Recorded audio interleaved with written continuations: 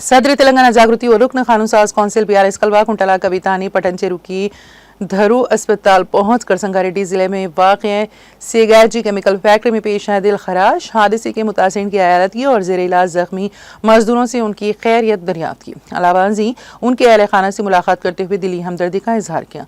इस मौके पर मीडिया से बात करते हुए कविता ने कहा कि सेगैजी फैक्ट्री में पेश आया हादसा इंतहाई अफसोसनाक और हुकूमत की लापरवाही का नतीजा है। उन्होंने मुतालबा किया है कि सनती इदारों में हिफाजती इंतजाम के सिलसिले में रियासती हुकूमत को फौरी तौर पर संजीदा इक़दाम करनी चाहिए ताकि मुस्तक़बिल में ऐसे सानियात से बचा जा सके।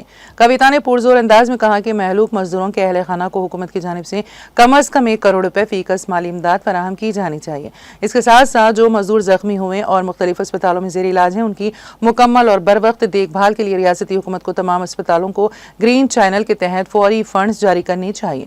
उन्होंने इंकशाफ किया कि हादसे के वक्त फैक्ट्री में कितने मजदूर काम कर रहे थे, इसकी वाज़ेह मालूमात अब तक सामने नहीं आई, जो कि तशवीश का बायस है। इत्तलात के मुताबिक फैक्ट्री में कम उम्र मजदूर भी काम कर रहे थे, जो निहायत शर्मनाक अम्र है।